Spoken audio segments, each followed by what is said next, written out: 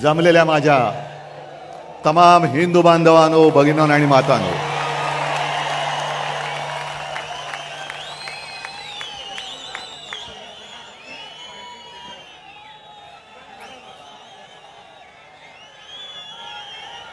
सर्वप्रथम आपल्याला सर्वांना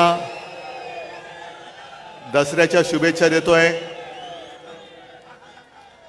आज शस्त्रपूजन आणि सरस्वती पूजन करत असतो आपण।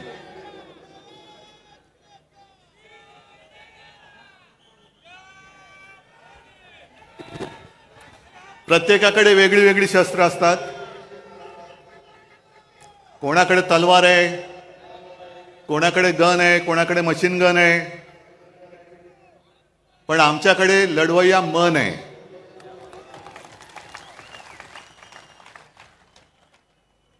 आणि गेल्या अनेक वर्षाच्या परंपरेप्रमाणे आज ठाकरे कुटुंबियांनी सुद्धा जी शस्त्रपूजा केली, त्या पूजेमध्ये बाकी शस्त्र तर आहेत, पण विशेष म्हणजे शिवसेना प्रमुखांचा कुंचला,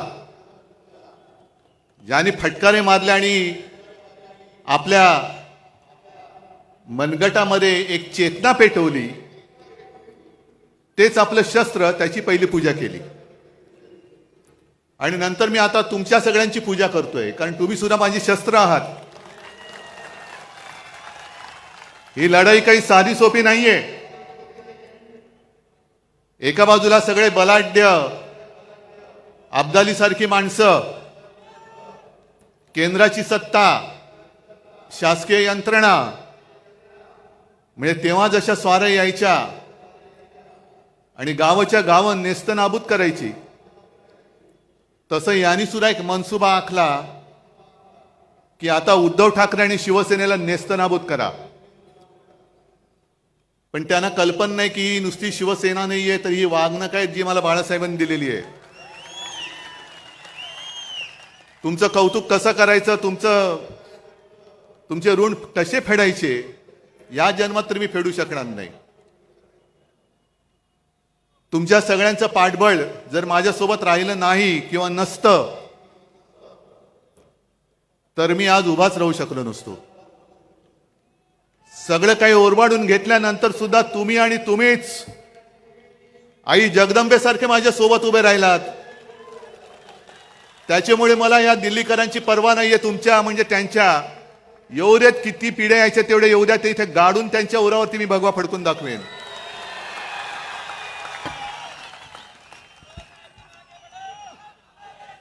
मजल दर मजल करत चाललेलो आहोत।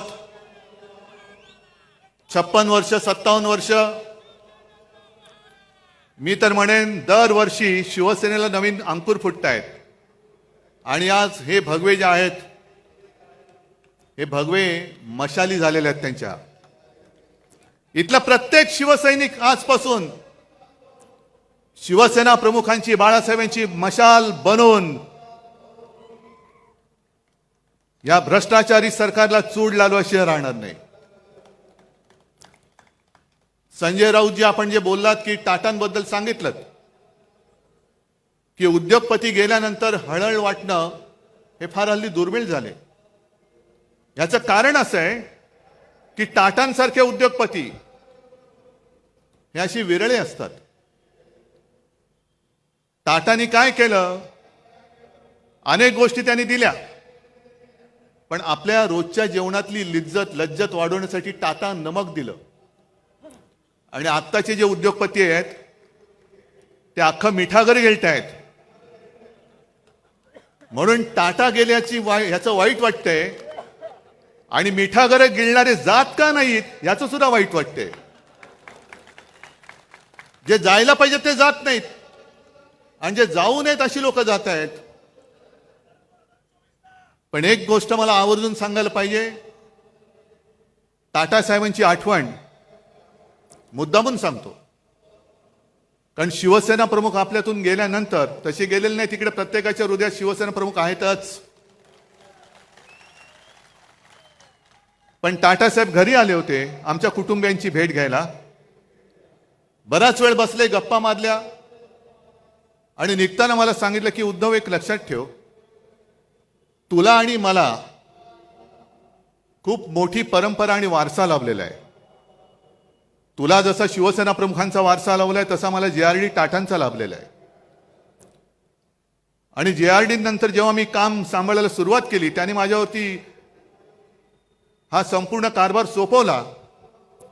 मी कामकाजाला सुरुवात केल्यानंतर बरेच दिवस असं व्हायचं की कोणताही निर्णय घेताना माझ्या मनात यायचं की आज JRD असते तर काय केलं असतं, आणि म्हणे मी निर्णयच घेऊ शकत नव्हतो. आणि अचानक माझ्या लक्षात आलं की अनेक वर्ष JRDने मला काम करताना बघितले, माझी शैली बघितली, माझी पद्धत बघितली, आणि त्यांचा जेव्हा पूर्ण विश्वास माझ्यावरती बसला की माझा वारसा हा रतनच पुढे घेऊन जाऊ शकेल, तेव्हा त्यांनी माझ्या खांद्यावरती धुरा ठेवली. आणि तसंच तुझं आहे. जशी माझी निवड JRDने केली तशी तुझी निवड शिवसेना प्रमुखांनी केलेली आहे. शिवसेना प्रमुखांनी तुला बघितलेलं आहे. कठीण काळात तू काय करतोस, कसा लढतोस, तुझे निर्णय तू कसे घेतोस, हे बघितल्यानंतर जेव्हा त्यांना खात्री पटली की हा माझा वारसा पुढे समर्थपणाने घेऊन जाऊ शकेल, तेव्हाच त्यांनी तुझी निवड केलेली आहे. म्हणून तुला जे ज्या वेळेला योग्य वाटेल तेच तू कर, हेच शिवसेना प्रमुखांना अभिप्रेत आहे. आणि तेच मी करतोय. मी कुठेही बाळासाहेबांचा विचार सोडलेला नाही. भाजपला लाथ घातली याचं कारण त्यांचं हिंदुत्व आहे, गोमूत्रधारी बुरसटलेले हिंदुत्व आहे, म्हणून मी त्यांना लाथ घातली. आणि आज या परत लोकशाहीच्या युद्धाला सुरू करताना मी तुम्हाला जाहीर प्रश्न विचारतो, मी घेतलेला निर्णय योग्य आहे का अयोग्य आहे? जे मी त्यांच्याशी लढतोय हे बरोबर आहे का चूक आहे? बरोबर आहे ना? मग जा त्या मिंद्यांना सांगा की तुझा विचार हा बाळासाहेबांचा विचार नाही. आज त्यांनी जी काय एक जाहिरात केलेली आहे, हिंदुत्व आमचा श्वास, मराठी आमचा प्राण, पण पुढच्या 2 ओळी राहिल्या, हिंदुत्व आमचा श्वास, मराठी आमचा प्राण, अदानी आमची जान, आणि आम्ही शेटजींचे श्वान.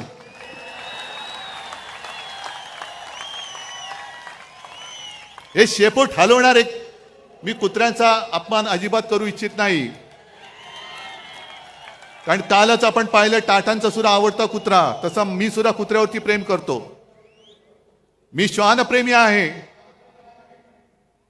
अर्थात समोर तेजस बसलाय, तो म्हणेल बाबा हे काय बोलतोयस, पण मी लांडगा प्रेमी नाहीये. लांडग्यावरती प्रेम करणारं एवढं औदार्य माझं नाहीये. हे लांडगेत वाघाचं कातड पांघरण्याचा प्रयत्न करतायत. काय काय उघडं पडते त्यांना माहिती नाहीये, पण चाललंय आपलं. एक लक्षात घ्या की आजची ही लढाई आपण लढायला जातो आहोत, हे महाभारत आहे. जसं कौरव माजले होते आणि अधर्माच्या बाजूने उभे राहिले होते, 100 होते, पांडव 5 होते. शकुनी मामा कोण आहे तुम्हाला माहितीये?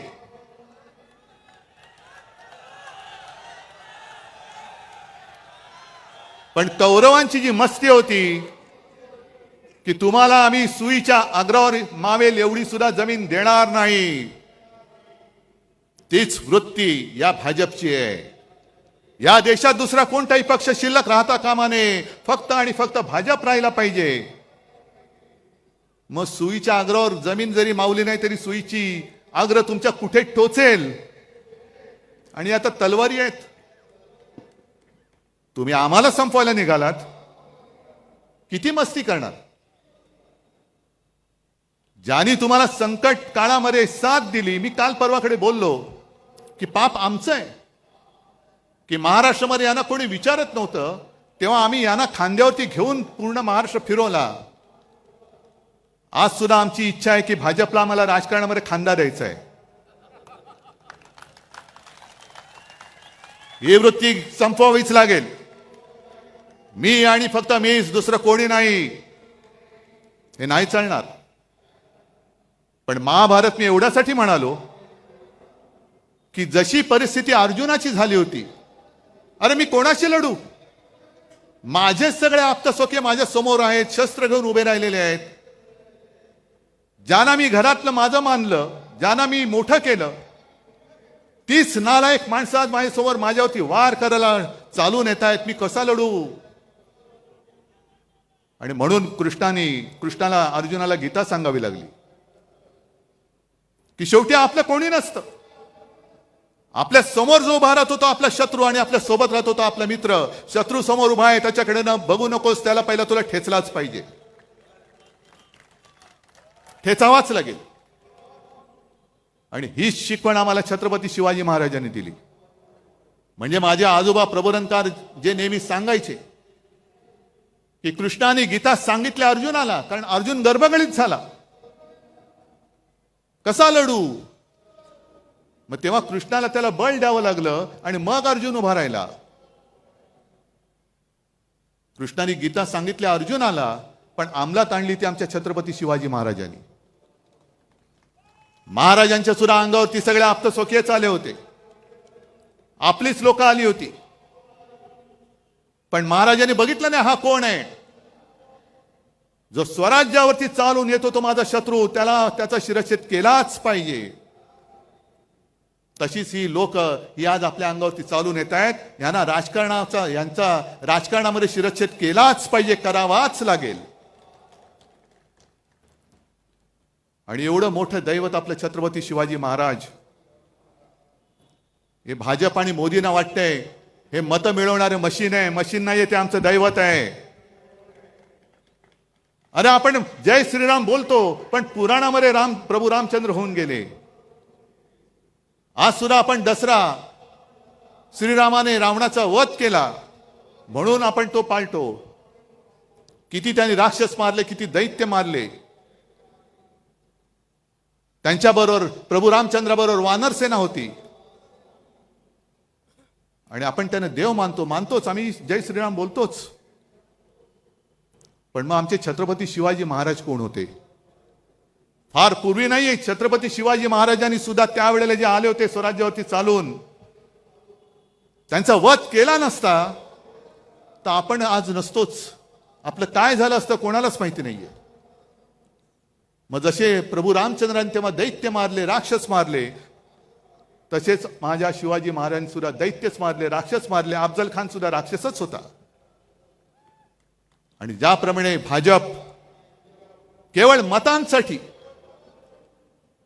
छत्रपती शिवाजी महाराजांचा पुतळा उभारला, म्हणजे मतं मिळवलीत. पण नालायकानं तुम्ही पुतळा उभारण्यामध्ये सुद्धा पैसा खाल्लात. 8 महिन्याच्या आत तो पुतळा कोसळून पडतो आणि आम्ही त्याच्याहून मोठा पुतळा बांधू. म्हणजे काय? पुन्हा कॉन्ट्रॅक्टरच्या खिशामध्ये आम्ही पैसे घालू. आम्ही महाराजांचे पुतळे नुसते नाही उभारत, त्याची पूजा करतो. आणि आज मी वचन देतोय, आपलं सरकार आल्यानंतर प्रत्येक जिल्ह्यामध्ये मी छत्रपती शिवाजी महाराजांचं मंदिर बांधल्याशिवाय राहणार नाही. ते आमचं दैवत आहे. होय, आम्ही आमच्या देवारामध्ये सुद्धा छत्रपती शिवरायाची पूजा करणार. जसं आम्ही जय श्रीराम म्हणतो, तसं आम्ही जय शिवराय सुद्धा त्याच किंवा त्याहून मोठ्या आवाजामध्ये म्हणणार. जय शिवराय, जय शिवराय हा माझ्या महाराष्ट्राचा मंत्र आहे. आणि माझी तर अशी इच्छा आहे, छत्रपती शिवाजी महाराजांनी संपूर्ण देशात पहिला प्रथम आरमार उभं केलं, म्हणून मग ते INS शिवाजी वगैरे सगळं ते आलं. महाराष्ट्रामध्ये प्रत्येक जिल्ह्यात तर मी मंदिर उभारीनाच, पण आपल्या देशामध्ये सगळ्या राज्यामध्ये छत्रपती शिवाजी महाराजांचं मंदिर हे उभारलं गेलं पाहिजे. प्रत्येक राज्यामध्ये उभारलं गेलं पाहिजे. आणि मंदिर केवळ मंत्रोच्चारासाठी नाही, तर त्यांच्या आयुष्यातले जे काही प्रसंग आहेत, ज्याला पुरावे आहेत, हे सगळे प्रसंग त्या मंदिरात आणि मंदिराच्या आजूबाजूला शिवचरित्राच्या निमित्ताने किंवा त्या दृष्टीने हे कोरले जातील किंवा दाखवले जातील. नाहीतर छत्रपती शिवाजी महाराजांची जयंती आली, राज्याभिषेक दिन आला की पुतळा साफसूफ करायचा, त्याला हार घालायचा, छत्रपती शिवाजी महाराज की जय बोलायचं. हे एवढ्या पुरतं आमचं दैवत नाही. आमचं दैवत खूप मोठं आहे. दुसरा कोणता असा राजा आहे की 400 वर्ष झाल्यानंतर सुद्धा छत्रपती शिवाजी महाराज की जय बोलल्यानंतर एक वेळ मुर्दा पुन्हा उठून उभा राहू शकतो, एवढी ताकद दुसऱ्या कोणत्या जयघोषामध्ये आहे? मोदीजी, तुम्हाला आणि तुमच्या मिंद्या सरकारला शिवाजी महाराज म्हणजे नुसतं मतं मिळवण्याचं यंत्र वाटत असेल तर त्याचं असं यंत्र नाहीये. ते म्हणजे काही ईव्हीएम नाहीये. ईव्हीएम सारखा माझ्या महाराजांचा वापर करू नका.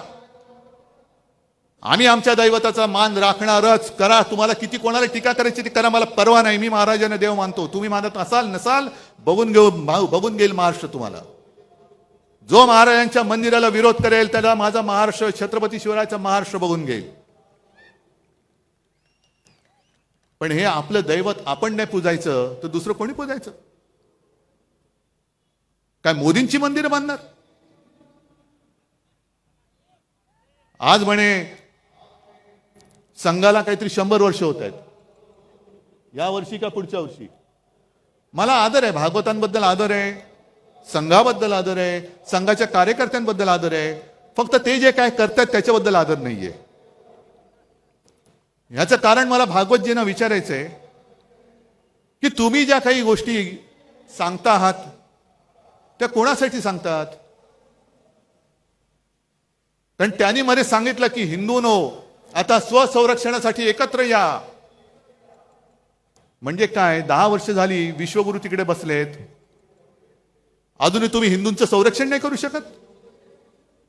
मग ते राजू श्रीवास्तव तो होता ना आपला, कॉमेडी करायचा, त्यांनी सांगितलं होतं एकदा की पूर्वी कसं होतं, ते गुरखे असायचे, रात्रभर राखण करायचे, जागते रहो जागते रहो मेरे भरोसे पर मत रहो.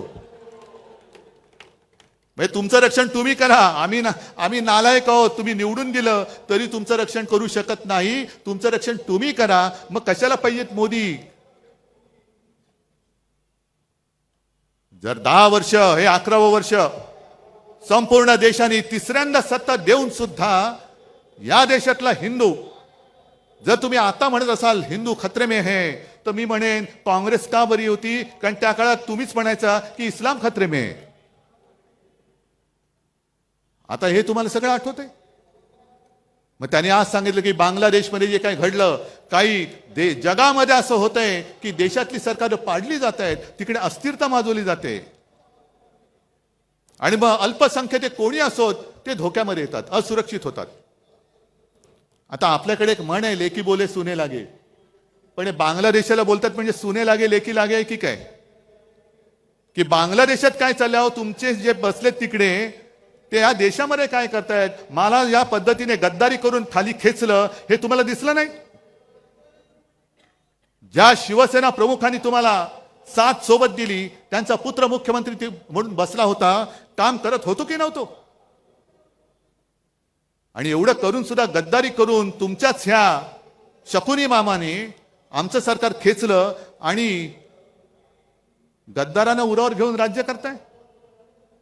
मग RSS ला मला विचारायचे की 100 वर्ष झालेत, घ्या चिंतन शिबिर घ्या. आणि 100 वर्ष तुम्ही का घालवलीत? का कष्ट केले? का मेहनत केली? का पिढ्या बर्बाद केल्या? आत्ताची जी काय भाजप आहे, ही भाजपा तुम्हाला मंजूर आहे, आम्हाला तर मंजूर नाहीये. कारण पूर्वीचा जो भाजप होता अटलजी आणि अडवाणीजींचा, तो एक कसा एक वेगळा होता, भगव्याला मानणारा होता. त्याच्यामध्ये एक वेगळ्या प्रकारचं मी म्हणेन पावित्र्य होतं, आत्तापेक्षा तरी नक्कीच होतं. पण आत्ताचा भाजप हा हायब्रिड झालेला आहे. म्हणजे जसं संकरित गाय असते ना, हायब्रिड. म्हणजे मी काय ऐकलेलं आहे असं की सगळे म्हणजे दुसऱ्या परदेशी वळूची बीज वगैरे त्यांच्या गर्भाशयात टाकतात, त्याचा भाजप झालाय. सगळे इतर पक्षाची लोक, मोठमोठे नेते या भाजपच्या गर्भात घुसलेमध्ये, आणि तो भाजप हा आमच्यावरती राज्य करणार. एवढा वाईट असा विचार आजपर्यंत कोणी दिलेला नव्हता. भारतीय जनता पक्ष, लाज वाटली पाहिजे भारतीय म्हणायला, आणि जनतेचा पक्ष तो राहिलेलाच नाहीये. सगळे विचित्र भ्रष्टाचारी माणसं एकत्र करून तुम्ही आमच्यावरती राज्य करतात. अहो, गद्दारांना आणि चोरांना नेता मानून तुम्हाला आमच्याशी लढावं लागतं, ह्याच्यातच तुमचा पराभव आहे.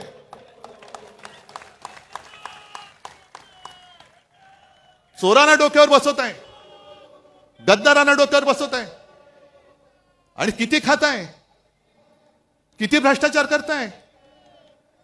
बरं, हिंदुत्व हिंदुत्व म्हणजे नेमकं आहे तरी काय? मी हा प्रश्न तुम्हाला प्रत्येक दसरा मेळाव्यामध्ये विचारणार आहे. मरे गाईला राज्यमातेचा दर्जा दिला, चांगली गोष्ट आहे. एक देशी प्रजाती म्हणून गाई वाचवलीच पाहिजे. आपली जी देशी गाय आहे ती एक प्राणी म्हणून, प्रजाती म्हणून ती वाचवलीच पाहिजे. पण मला आता प्रश्न असा पडलाय की गाय ही राज्यमाता झाली असेल, मराठी अभिजात भाषा झाली, मग राज्याची राज्यभाषा कोणती? कारण राज्यमाता गाय. मग गायीचं हंबरणं ही आपली राज्यभाषा होणार का? आणि गायीचं हंबरणं ही जर का राज्यभाषा असेल तर कवळ्या कवळ्या मुलींवरती जे काय अत्याचार होत आहेत ते तो हंबरडा तुमच्या कानावरती का पडत नाही? हा माझा पुढचा प्रश्न आहे.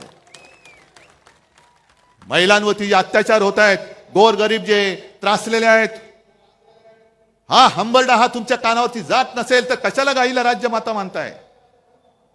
पहिला आईला वाचवा, मग गाईला वाचवा, हे आमचं हिंदुत्व आहे. पण केवळ महागाई तुम्ही रोखू शकत नाही म्हणून गाईच्या आड लपणार असाल तर तुमचा हा भाकटपणा आम्हाला मंजूर नाहीये. काय अशी लोक एकदम मध्ये सुपटतात, गोरक्षक. गेल्या काही दिवसांपूर्वी मला वाटतं हरियाणा का कुठल्या एका राज्यात एका 22-23 वर्षाच्या कवळ्या मुलाचा पाठलाग करून गोळ्या घालून खून केला. का? तो कवळा मुलगा त्याच्या मित्रांसोबत फिरायला रात्री फिरत होता. हे तथाकथित गोरक्षक यांनी त्यांचा पाठलाग केला. त्याला काय वाटलं, त्यांनी पण गाडी पळवली, ह्यांनी पण गाडी पळवली. मग ती गाडी अडवली गेली आणि उतरून त्याला खाड खाड गोळ्या घालून त्याला मारला. याचं कारण संशय असा होता की तो गाडीतून गोमांस घेऊन जातोय, गोमांसाची तस्करी करतोय. निघाला कोण? आर्यन मिश्रा. काय कुठे बातमी आली दुसऱ्या दिवशी? नाही, कारण मारला गेला हिंदू. पण हाच जर का आर्यन खान असता,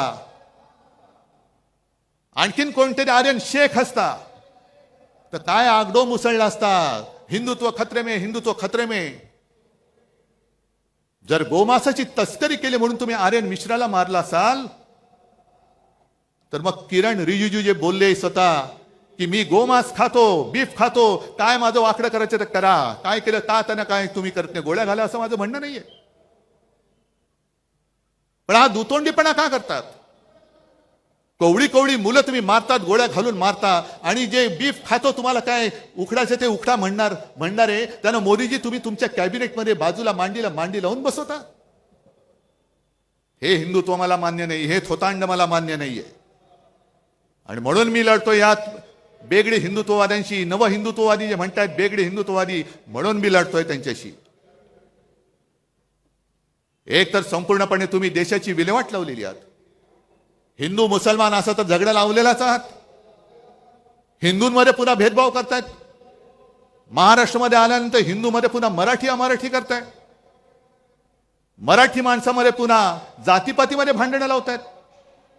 याला आरक्षण देऊ, त्याला आरक्षण देऊ. अहो, तुमच्यात जर का धमक असेल तर आजपर्यंत तुम्ही आरक्षण देऊन दाखवायला पाहिजे होतं. मग ते मराठ्यांचं आरक्षण असेल, धनगरांचं आरक्षण असेल, ओबीसींचं आरक्षण कायम ठेवण्याचा प्रश्न असेल, आदिवासींचं आरक्षण कायम ठेवण्याचा प्रश्न असेल, हे आजपर्यंत तुम्ही करून का दाखवलं नाहीत? आणि तसं पाहिलं तर 95-96 सालीच्या सुमारास वाजपेयींनी सोलापूरमध्येच जाहीर सभेत आश्वासन दिलं होतं की माझं सरकार आल्यानंतर पहिल्या कॅबिनेटमध्ये मी धनगरांना आरक्षण देईन. वाजपेयीजी जाऊन आज इतके वर्ष झाले, अजूनही धनगर तसेच लढतायत. मराठा माझा तसाच लढतोय. आदिवासी भयभीत झालेले आहेत, ओबीसी भयभीत झालेले आहेत. का तुम्ही हे पाप करतात? का जातीपातीमध्ये भांडणं लावतात?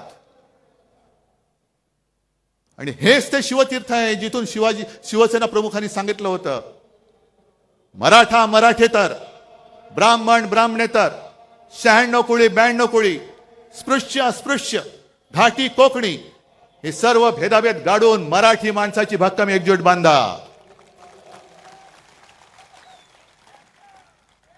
ती मराठी माणसाची एकजूट बांधली गेली नसती, शिवसेना उभी राहिली नसती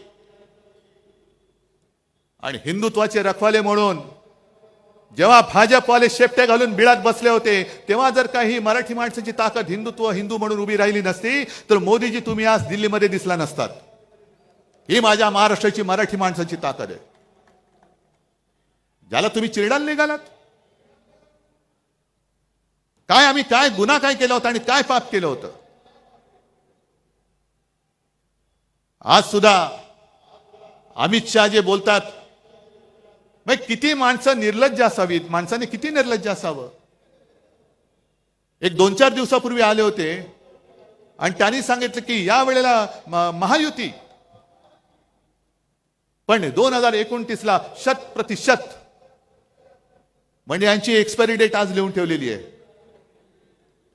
अहो अमितजी, एक तर पहिलं तुमचा भाजपा सांभाळा, कारण 10-12 दिवसापूर्वी मी नागपूरला गेलो होतो. आपण बाबा शहरी बाबू आहोत.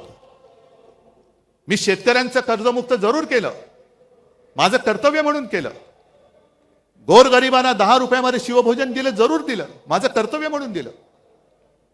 कोरोनामध्ये सुद्धा मी काम जे केलं तुमच्या सगळ्यांच्या आशीर्वादाने माझं कर्तव्य म्हणून केलं.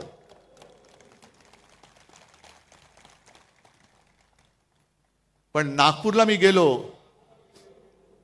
मी तुम्हाला का म्हटलं की मी शहरी बाबू आहेच, मला शेतीतलं कळत नाही, पण शेतकऱ्याचे अश्रू मला दिसतात जे तुम्हाला दिसत नाहीत. नागपूरमध्ये गेल्यानंतर मला तिथल्या लोकांनी सांगितलं की उद्धवजी हालत फार वाईट आहे. सोयाबीनला भाव नाही, कापसाला भाव नाही, गेल्या वर्षीचा पीक विमा अजून मिळालेला नाहीये, बँका कर्ज देत नाहीयेत, आणि त्याच्यामध्ये काय काय वेळेला नैसर्गिक आपत्ती येते. संत्र्यावरती म्हणतो एक डिंक्या रोग येतो. म्हटलं डिंक्या रोग म्हणजे काय? नाही, तो खोडावरती येतो किडा, खोड किडा, आणि तो खोड पकडून टाकतो. आणि दुसरा गुलाबा आपलं कापसावरती येतो, कापसाच्या बोंडावरती येते ती गुलाबी अळी. आता ती अळी जॅकेट घालते की नाही मला माहित नाही, पण तिला गुलाबी बोंड अळी असं म्हणतात. अमित शहाजी, तुमच्या भाजपच्या झाडाला दाढीवाला खोडकिडा लागलाय आणि तुमच्या बोंडावरती गुलाबी जॅकेटवाली अळी पडली, ती बघा.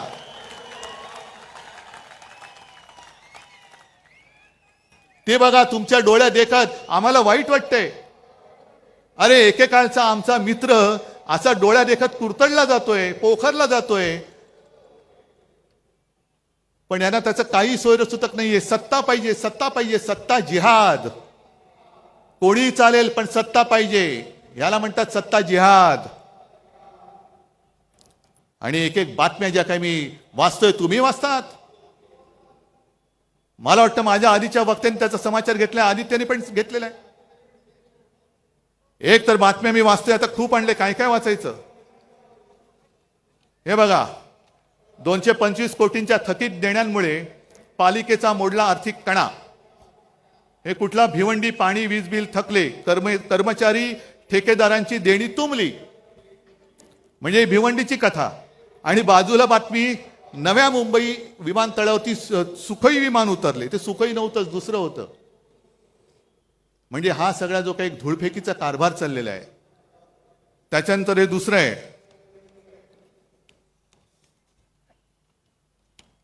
हे बघा, हे ठाण्याचं आहे. हजारो कोटींची खैरात करूनही ठाणे पालिकेची झोळी फाटकी. कोणाच्या खिशात गेले पैसे? मिंद्याच्या. त्याच्यानंतर आपल्याला या गोष्टी कळत नाही. नुकताच एक बातमी आणखीन एक आलेली की राज्यातल्या गावठाणा बाहेरील ज्या जागा आहेत त्याच्यावरचा अकृषी कर हा पूर्णपणे माफ केला. काय मोठा औदार्य आहे. अहो पण मुळामध्ये गावठाणामध्ये अकृषी कर नव्हताच. गावठाणा शब्द वापरल्यामुळे आपल्याला असं वाटतं कुठेतरी खेडोपाडी हा कर होता आणि तो रद्द केला. तसा नाही. हा कर रद्द झाला तो आपल्या शहरांमधला झालेला आहे. शहरामधला कर, इकडे मोठमोठे उभे राहतात टॉवर्स, हे कोण बांधतंय? हजारो कोटींचा महसूल बुडवून तुम्ही तुमच्या मित्रांसाठी हा कृषी दर कर रद्द केलेला आहात. थोडे दिवस थांबा जरा, 1-2 महिने थांबा, आमचं सरकार येतंय. आणि ही जी काय तुमची मस्ती आहे ना, 11 दिवसात तब्बल 1600 शासन निर्णय जारी. यातले अनेक निर्णय आम्ही रद्द केल्याशिवाय राहणार नाही. जे जे माझ्या राज्याच्या मुळावरती येणारे निर्णय आहेत, जे जे तुमच्या विकासकांचे, बिल्डरचे, मित्रांचे झोळ्या भरणारे निर्णय आहेत, ते आम्ही रद्द करूच. तुमच्यावरती पण गुन्हे दाखल करू. पण मी सगळ्या अधिकाऱ्यांना सांगतोय, तुम्ही या पापात सहभागी होऊ नका, नाही तर तुम्हाला सुद्धा तुरुंगात आम्ही टाकल्याशिवाय राहणार नाही. मुंबई महापालिकेची सुद्धा हालत एवढी वाईट केलेली आहे. साधारणतः 90,000 कोटीचं आपलं ज्याला एफडी म्हणतो, त्या एफडी यांनी तोडल्या. आणि माझी जी माहिती मिळाली आहे की साधारणतः 41,000 कोटी रुपये फक्त शिल्लक राहिलेत. बाकीचे उडवून टाकले. आणि 40,000 कोटी का? तर ते तोडता येत नाही म्हणून पगारासाठी ठेवावे लागतात, इतर देणी देण्यासाठी असतात. म्हणजे आपली मुंबई महापालिका ही एवढी श्रीमंत, ही श्रीमंत मुंबई, माझी मुंबईकर हा माझा श्रीमंतच आहे, मनाने श्रीमंत आहे. 90,000 कोटी यांनी उडवून टाकले आणि विकास कामं एवढी काढली, जवळपास 2.5-3 लाख कोटीचे वर्क ऑर्डर यांनी देऊन टाकलेले आहेत. कोणाला दिल्यात? कसली विकास कामं? रस्त्यामध्ये सुद्धा कोणी खडी टाकली, कोणी सिमेंट टाकलं, याचा सुद्धा आम्ही चौकशी करणार आहोत. आणि मी तुमच्या सगळ्यांच्या साक्षीने मुंबई महापालिका आयुक्तांना आवाहन करतोय, हा माझ्या मुंबईकराचा पैसा आहे. हे 3 लाख कोटी तुम्ही कोणाच्या उरावरती, कोणाच्या सांगण्याने टाकले, ते सगळे त्या कॉन्ट्रॅक्टर सकट कोणत्या कामासाठी सकट टाकले, ते आम्हाला त्याची यादी पाहिजे. आमचं सरकार आल्यानंतर आम्ही घेऊच. पण तुमच्यामध्ये जी काही एक आम्ही सुद्धा जी शपथ घेतो, तुम्ही पण घेता ना शपथ. मग 3 लाख कोटी तुम्ही असे माझ्या महाराष्ट्राचे उधळून टाकले. राज्य सरकारने सुद्धा कर्ज घेण्याची जी एक मुदत असते दर महिन्यामध्ये, माझी माहिती अशी आहे, अंबादास तुम्ही चौकशी करा, त्यांनी फ्रंट लोडिंग हा एक शब्द आहे. म्हणजे काय की उद्या जे घेणार असू ते आज घ्या. डिसेंबरची कर्ज घेण्याची मुदत ही आज वापरलेली आहे, आज वापरले. म्हणजे तुम्ही कर्ज काढून फटाके फोडताय आणि माझ्या सर्वसामान्य लोकांना गुंगवून टाकताय की बघ आम्ही दिवाळी साजरी करतोय. अरे पण कर्ज काढलंयस. म्हणजे पूर्वी जसे इतिहासामध्ये असे दाखले आहेत की आपला प्रतिस्पर्धी जिंकतोय म्हटल्यानंतर आता आपण वाचणं शक्य नाही, हार नक्की आहे, तर आपणच आपलं शहर जाळून टाकायचं. विध्वंस म्हणजे शत्रू आलाच, प्रतिपक्ष आलाच. होय, आम्ही तुमचे शत्रू आहोतच. जे जे महाराष्ट्र लुटतात त्यांचे आम्ही शत्रू आहोतच. तर त्यांच्या हाती काही पडू नये, सगळं खाऊन फस्त करायचं. मग आले की यांचा ठणठण गोपाळ. आणि एकूण जी भयानक परिस्थिती जी मगाशी आदित्यने सांगितली, तुम्हालाही माहिती आहे, धारावीच्या माध्यमातून अख्खी मुंबई लुटतायत. काय नाही दिलंय अदानीला? चंद्रपूरची शाळा दिली, तिथल्या खाणी दिल्या, विमानतळं दिली, बंदरं दिली, धारावीची झोपडपट्टी दिली, इथली वांद्रे रेक्लेमेशनची जागा दिली. त्या पलीकडे मुंबईमध्ये आणखीन मिठागरं, Kurla Mother Dairy, Dahisar check नाका, मुलुंड चेक नाका, सगळ्या जागा. जसं संजय तुम्ही बोललात, सब भूमी अदानी की. कशासाठी मग आम्ही जगायचं? का आम्ही संयुक्त महाराष्ट्राचा लढा देऊन मुंबई मिळवली? रक्त सांडून मिळवलेली मुंबई आहे. अदानीने आम्हाला बक्षीस दिलेली मुंबई नाहीये. आज जे आम्ही द्वेषाने लढतो आहोत, अनेक लोक मला विचारतात, अहो उद्धवजी तुम्हाला काय प्रॉब्लेम आहे, तुम्ही का नाही जात? म्हटलं का जाऊ, कसा जाऊ? अरे ज्या घराण्यामध्ये माझ्या आजोबांनी संयुक्त महाराष्ट्रासाठी लढा दिला, त्यावेळी ते पहिल्या 5 मधले नेते होते. माझ्या वडिलांनी दिला, माझ्या काकांनी दिला. त्या घराण्यातला मुलगा मुंबई माझ्या डोळ्यात विकली जात असताना शेपूट घालून किंवा पैसे घेऊन मी गप्प बसू शकतो? म्हणून मी लढतोय. माझ्यासाठी मी नाही लढत. मी मुंबईसाठी लढतोय, मी महाराष्ट्रासाठी लढतोय. जे दिसतंय ते पाहवत नाहीये. आणि सगळेच त्यांना सामील होणार असतील तरी देखील मी लढेन. जोपर्यंत तुम्ही माझ्या सोबत आहात तोपर्यंत मी लढेन. आणि मोदीजी तुम्ही जे बोलला होतात लोकसभेच्या वेळेला, जे फेक नॅरेटिव्ह सांगत होतात, पण तुम्ही जे बोलला होता ते रेकॉर्ड आहे की ये लोग आपका मंगलसूत्र खींच लेंगे, ये आपके घर की टोटी निकालेंगे. घरातले नळ काढणार, मंगळसूत्र काढणार आणि कोणाला देणार? जिनके ज्यादा बच्चे हैं उनको आपका मंगळसूत्र दे देंगे. मग मी त्याच भाजपला आणि मिंध्यांना विचारतोय, मग तुम्ही काय संपूर्ण महाराष्ट्र लुटून माझ्या महाराष्ट्रातल्या महिलांचं मंगळसूत्र अदानीला देणार आहात, की अदानीचं मंगळसूत्र माझ्या महाराष्ट्राच्या गळ्यात बांधणार आहात? आम्ही अदानीचं मंगळसूत्र बांधणार नाही. अदानीच्या हातात मी माझ्या माता भगिनीचं मंगळसूत्र अजिबात देणार नाही. अदानी कोणी माझे शत्रू नाहीयेत, पण निविदेच्या बाहेरचे अनियमित मुद्दे आता त्याच्यामध्ये टाकून अदानींच्या हातामध्ये सगळा महाराष्ट्र आणि मुंबई देणार असाल तर आमचं सरकार आल्यानंतर आम्ही पहिलं धारावीचं टेंडर रद्द केल्याशिवाय राहणार नाही. आज मी जाहीर करून टाकतो. धारावीकरांना हाकलून द्यायचं, धारावीकरांना उचलून मिठागरात टाकायचं, लांब लांब फेकून द्यायचं. मग आमचं सरकार आल्यानंतर मी धारावीमध्ये माझ्या पोलिसांना जागा देईन, गिरणी कामगारांना जागा देईन. जे मराठी माणसं तुम्ही मुंबईतनं तडीपार करताय त्या सगळ्या मराठी माणसांना मी धारावीत आणेन. आणि वांद्रे सरकारी कर्मचाऱ्यांची जी वसाहत आहे, मी मुख्यमंत्री असताना शेवटच्या कॅबिनेटमध्ये मी निर्णय घेतला होता की माझ्या सरकारी कर्मचाऱ्यांनी जिथल्या तिथे घर मी देईन. हे सरकार बदलल्यानंतर निर्णय बदलला. संपूर्ण जागा त्यांनी कोर्टाला देऊन टाकली. कोर्टाला जागा द्यायला आमची ना नाही. आम्ही त्यावेळेला कोर्टाला जागा देत होतो, कोर्ट सुद्धा त्याला मान्य होत होतं. पण त्या सगळ्या सरकारी कर्मचाऱ्यांना सांगतोय की घाबरू नका, सगळे एकजुटीने जर का सोबत राहिला तर हे सरकार आपण आपलं आणूच. आणि जो निर्णय मी माझ्या मंत्रिमंडळात घेतला होता की सरकारी कर्मचाऱ्यांनी जिथले तिथे घर आणि कोर्टाला सुद्धा तिकडे बाजूला जागा, ही माझं सरकार आपलं सरकार आल्यानंतर मी केल्याशिवाय राहणार नाही. का नाही करायचं हे? नाहीतर मग शेवटी कशाला नावं घ्यायची, कशाला छत्रपती शिवाजी महाराजांची मंदिरं बांधायची? मंदिर एवढ्यासाठीच बांधायचं की आता जे महिलांवरती अत्याचार चाललेले आहेत आणि हे लगेच कोण देवा भाऊ हा भाऊ, अरे काय इतर वेळेला सगळं खाऊ. पण जसं त्या ठाण्यामध्येच ना, ठाणे जिल्हा ना, तो शिंदेला गोळी घातली, शिंदेला गोळ्या घातल्या ना, शिंदेला गोळ्या घालायलाच पाहिजे होत्या. आणि आनंद दिघे असते आज तर त्यांनी सुद्धा शिंदेला या पापाबद्दल गोळी घातलीच असते. आनंद दिघेने पहिली शिंदेला गोळी घातली असती की असा हा नराधम महिलेवरती अत्याचार करतो, आईवरती वार करतो, हा नराधम जगायच्या लायकीचा नाही. म्हणून शिंदेला गोळी घातली, बरंच झालं.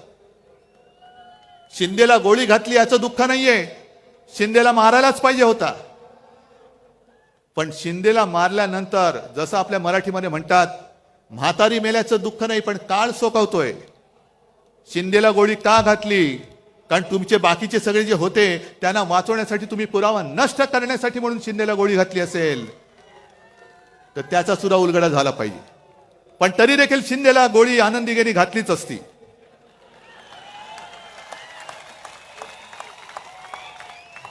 असे हे महिलांवरती अत्याचार करणारे शिंदे जगायच्या लायकीचेच नाहीयेत.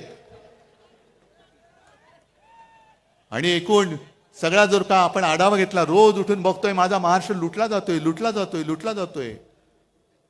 काय त्यावेळेला निर्मला सीतारामन बाई बोलल्या होती की देश में अब 4 ही जाती है, एक गरीब, युवक, महिला आणि काय शेतकरी. आणखीन काय, कोणासाठी तुम्ही काम केले ते पहिले सांगा. आज संपूर्ण राज्याची तिजोरी खाली केली, महापालिकेची तिजोरी खाली केली, पण एक तरी माणूस मला दाखवा तुमच्या मित्रांखेरीज की जो समाधानी आहे. आज तुम्ही समाधानी? आणि म्हणून ही निवडणूक केवळ उद्धव ठाकरेची नाहीये. जे चंद्रचूड बोलले की मला निवृत्तीनंतर इतिहासात माझी काय म्हणून दखल घेतली जाईल, चंद्रचूड साहेब अजूनही वेळ गेलेली नाही. जर तुम्हाला इतिहासामध्ये तुमचं नाव अभिमानाने घ्यावं असं वाटत असेल तर आज ती वेळ आहे. लोकशाही वाचवा, लोकशाही वाचवा, लोकशाही वाचवा. तारखा मागून तारीख आणि बाहेर भाषण देऊ नका. निर्णय घ्या, निर्णय घ्या. भाषणाने निर्णय मिळत नसतो. जे तुम्ही बाहेर बोलताय तेच तुम्ही आतमध्ये द्या. तोच निर्णय आम्हाला पाहिजे. कारण संपूर्ण देशातली लोकशाही तुमच्याकडे बघते, न्याय देवता तुमच्याकडे बघते की तुम्ही गणपती पूजनाला मोदींना बोलवलं, ठीक आहे, गणपतीची पूजा जरूर करा, पण जेव्हा न्यायदेवता म्हणेल माझ्या मंदिरात तुम्ही येता तेव्हा तुम्ही माझ्या न्यायदेवतेला अभिमान वाटेल असं जे काय आहात ते करताय की नाही. झाले नाही तर आता या 21 तारखेला का 8 नोव्हेंबरला ते रिटायर होणार. म्हणजे अख्ख्या जगातली अशी एक विचित्र केस आहे की 3 सरन्यायाधीश त्यांची कारकीर्द संपून गेले, पण ज्या लोकशाहीमुळे ते सरन्यायाधीश झाले त्या लोकशाहीला ते न्याय देऊ शकले नाहीत. ही लोकशाहीची थट्टा आहे. न्याय मंदिर सर्वोच्च आहे, पण त्याच्याही पेक्षा मोठं माझं या लोकांचं मंदिर आहे. हे माझं न्यायालय आणि या न्यायालयात मी आलेलो आहे.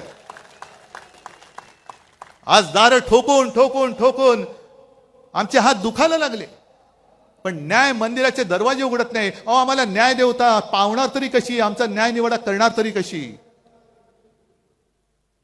न्यायदेवतेच्या डोळ्यावरची पट्टी असते, तिला समोरचं कोण लहान आहे का मोठा आहे हा फरक नसतो. ती आक्रोश तिच्या कानावरती पडत असतो. पण एखादा धृतराष्ट्रासारखा जर का तिकडे बसला आणि समोर लोकशाही रूपी द्रौपदीचं वस्त्रण होताना सुद्धा माझं पुढे काय होणार ह्याची चिंता करत असेल, तर मग मी म्हणेन तुम्ही रिटायर झाल्यानंतरच मी तुमच्याबद्दल बोलेन. कारण आता बोललो तर तुम्ही इतर वेळेला तारीख पे तारीख, पण आता काय बोललो तर मी घरी पोहोचेपर्यंत तुमचा हातोडा पडेल डोक्यामध्ये. पण ही लढाई जे मी तुम्हाला म्हटलं ही केवळ माझ्यासाठी नाही, तर महाराष्ट्राची ओळख सांगणारी लढाई, महाराष्ट्राची ओळख ठरवणारी लढाई आहे. आणि म्हणून जे महाराष्ट्राचं वर्णन आहे, हे वर्णन आपण जे म्हणतो ना, मुद्दामून मी लिहूनच आणले. मंगल देशा पवित्र देशा, राकट देशा कणखर देशा, दगडांच्या देशा नाजूक देशा, कोमल देशा फुलांच्याही देशा, अंजन कांचन करवंदीच्या काटेरी देशा, बकुल फुलांच्या प्राजक्तीच्या दळदारी देशा. ह्या दरिद्रांच्या देशा नाही, दळभद्रांच्या देशा नाही, दळदारीच्या देशा, भावभक्तीच्या देशा आणि बुद्धीच्या देशा, शाहिरांच्या देशा, करत्या मर्दांच्या देशा. हे वर्णन आपल्याला कायम ठेवायचं आहे की गद्दारांच्या, लाचारांच्या, भ्रष्टाचारांच्या देशा असं करायचंय. भ्रष्टाचार एवढा प्रचंड झालेला आहे की मध्ये मी ऐकलं की 70,000 कोटीचा भ्रष्टाचार करणारे सुद्धा लाजून बाहेर पडतायत. त्यांना सुद्धा लाज वाटायला लागली की अरे एवढे मोठे आहेत, माझा 70,000 कोटीचा घोटाळा काहीच नाही, यांच्यातनं बाहेर पडलेलं बरं, अशी बातमी आहे. पण हे सगळं त्यांना लख लाभो हे आपण नाही सहन करून चालणार. जीवात जीव असेपर्यंत मी माझा महाराष्ट्र लुटायला देणार नाही. शेवटचा श्वास असेपर्यंत मी माझा महाराष्ट्र मोदी शहांचा होऊ देणार नाही. हा शाहू फुले आंबेडकरांचा महाराष्ट्र मी मोदी शाह अदानींचा महाराष्ट्र होऊ देणार नाही. हा शाहू फुले आंबेडकरांचा आणि छत्रपती शिवाजी महाराजांचा महाराष्ट्र आहे, तो मोदी शहांच्या हातात मी जाऊ देणार नाही. आणि म्हणून मी एक सहज आठवण म्हणून याच व्यासपीठावरती एक शपथ घेतली होती. आहे का रे?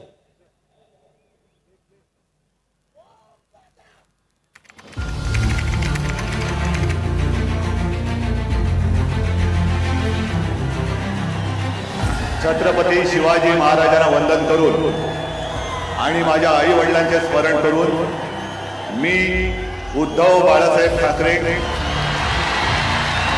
ईश्वर साक्ष शपथ घेतो की कायद्याद्वारे स्थापित झाले आहे अशा भारतीय संविधानाबद्दल मी खरी श्रद्धा व निष्ठा बाळगेन. मी भारताची सार्वभौमता व एकात्मता उन्नत राखीन. मी महाराष्ट्र राज्याचा मुख्यमंत्री म्हणून माझी कामे निष्ठापूर्वक व शुद्ध बुद्धीने पार पाडेन आणि संविधान व कायदा यानुसार सर्व तऱ्हेच्या लोकांना मी निर्भयपणे व निस्पृहपणे तसेच कोणाच्याही विषयी ममत्वभाव किंवा आकस न बाळगता न्याय वागणूक देईन. मी उद्धव बाळासाहेब ठाकरे ईश्वर साक्ष शपथ घेतो की महाराष्ट्र राज्याचा मुख्यमंत्री म्हणून माझ्या विचारार्थ आणली जाईल किंवा मला न्याय होईल अशी कोणतीही बाब असा मुख्यमंत्री म्हणून माझी कामे यथायोग्य पार पाडण्यासाठी आवश्यक असेल ते खेरीज करून एरवी मी कोणत्याही व्यक्तीला किंवा व्यक्तींना प्रत्यक्षपणे व अप्रत्यक्षपणे कळवणार नाही किंवा त्यांच्याकडे उघड करणार नाही.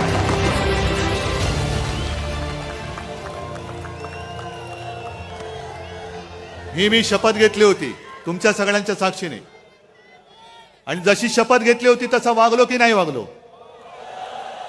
आज तर माझ्याकडे काही नाहीये, पक्ष नाही, चिन्ह नाही.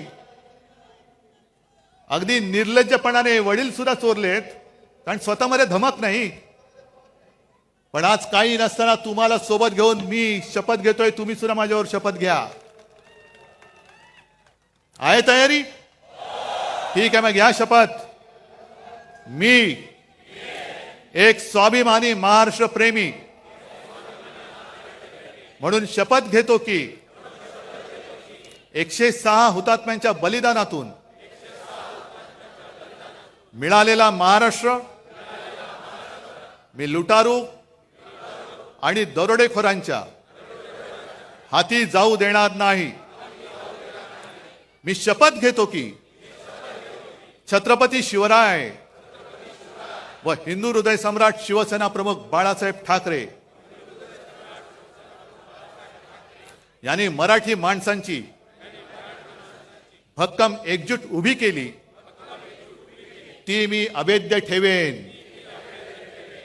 मी शपथ घेतो की महाराष्ट्रात अंधकार घडवणाऱ्या दिल्लीतील शाह्यांना रोखण्यासाठी मी हिंदू हृदय सम्राट शिवसेना प्रमुख बाळासाहेब ठाकरे यांची मशाल बनून लढत राहीन.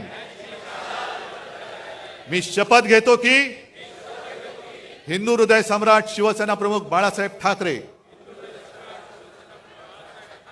यांना अभिप्रेत असलेली शिवशाही महाराष्ट्रात आणण्यासाठी मी हीच मशाल धगधगत ठेवेन. जय हिंद, जय महाराष्ट्र. 25 वर्षांचा प्रदीर्घ अनुभव व अत्याधुनिक तंत्रज्ञान यांनी सुसज्ज असे पुण्यातील आकाश आय क्लिनिक व लेझर सेंटर. रोबोटिक पद्धतीने वेदनारहित मोतीबिंदू शस्त्रक्रिया, तेही विना टाका व विना इंजेक्शन. मेडिक्लेमची सुविधा व सेम डे डिस्चार्ज. लेसिक लेझरने चष्म्यापासून कायमची मुक्ती फक्त 10 मिनिटात. काचबिंदू, रेटिना, ड्राय आय, मायोपिया अशा अनेक डोळ्यांच्या विकारांवर उपचार म्हणजेच आकाश आय क्लिनिक आणि लेझर सेंटर. CTR कंपनी जवळ, विमान नगर, नगर रोड, पुणे. संपर्क 8888173100. Come on guys, hurry up. यार सुन ना, एक ब्रेक ले लेते हैं. Guys, I'm telling you, तुम लोगों को सही से ट्रैकिंग नहीं आता. But that's okay, you can learn. रोज का ढक्कन देना. ये रेड वाला है, सही वाला देना. अबे ढक्कन, पहले तो सही पानी पीना.